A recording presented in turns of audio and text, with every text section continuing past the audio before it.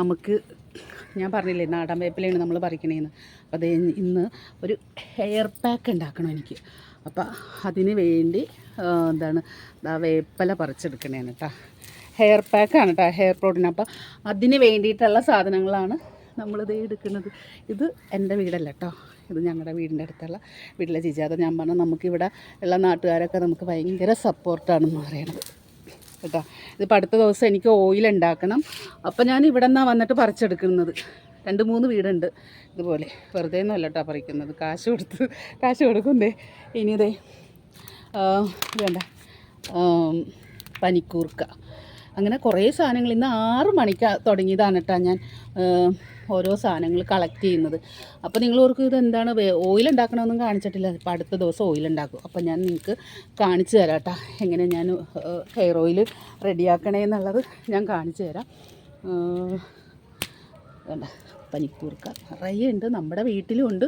ഇത് നമ്മുടെ വീട് വേണ്ട, ഞങ്ങളുടെ വീട് സ്ഥലമൊക്കെ കണ്ട, അതാണ് നമ്മുടെ വീട്. നിറയെ മാവൊക്കെയുള്ള കൊന്നയൊക്കെയുള്ള വീട് കേട്ടോ. അപ്പം ഇന്ന് രാവിലെ 6 മണിക്ക് തുടങ്ങിയതാണ്. കുറേ സാധനങ്ങളുണ്ട്, കുറേ സാധനങ്ങൾ പറിച്ച് വീട്ടിൽ വെച്ചിട്ടുണ്ട് കേട്ടോ.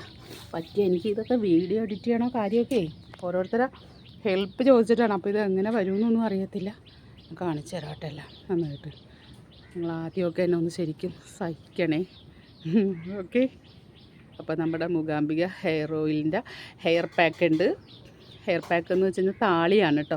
അപ്പോൾ താളിയിൽ നമ്മൾ പൂവാങ്കൂർന്നില, മുക്കുറ്റി, അങ്ങനെ കുറേ നല്ല സാധനങ്ങൾ ചേർത്തിട്ടാണ് നമ്മൾ ചെയ്യുന്നത്, ഓക്കെ.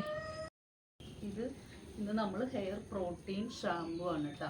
ഷാമ്പു അല്ല, താളിയാണ് നമ്മൾ ഇന്ന് റെഡിയാക്കുന്നത്. അതിനുള്ള സാധനങ്ങളൊക്കെയാണ് കേട്ടോ. കുറേശ്ശെയാണ് ഞാനെല്ലാം ഇത് ചെയ്യുന്നത്. ഇത് ഞാൻ പറഞ്ഞില്ലേ, ഞാൻ നേരത്തെ പറിച്ചെടുത്ത വേപ്പല, ഇത് ചെമ്പരത്തിപ്പൂവ് ധാരാളം ഉണ്ട്. ഇതൊക്കെ ഒന്ന് കഴുകണം ഇനി. ഇതൊക്കെ ചെമ്പരത്തിപ്പൂവ്, കറ്റാർവാഴ, പൂവാങ്കുറുന്നില, കീഴാർനെല്ലി, പിന്നെ കുറച്ച് സീഡ്സൊക്കെ ഉണ്ട് കേട്ടോ. ഉലുവയുണ്ട്, പിന്നെ കുറച്ച് സീഡ്സൊക്കെ ഉണ്ട്, അതകത്താണ്. ഇത്രയും സാധനങ്ങളൊക്കെ ചേർത്തിട്ടാണ് നമ്മൾ ഹെയർ പ്രോട്ടീൻ താളി ഉണ്ടാക്കുന്നത്. ഇത് അധിക ദിവസമൊന്നും ഇരിക്കത്തില്ല, കൂടിപ്പോയ ഒരു 20 ദിവസം എന്ന് വെച്ച് കഴിഞ്ഞാൽ ഫ്രിഡ്ജിൽ സൂക്ഷിക്കണം, കെമിക്കലൊന്നും ചേർക്കാത്തതുകൊണ്ട്. അപ്പം മൂകാംബിക ഹെയർ ഓയിലിൻ്റെ ഒരു നെക്സ്റ്റ് പ്രൊഡക്റ്റാണ് ഹെയർ പ്രോട്ടീൻ താളി, ഓക്കെ.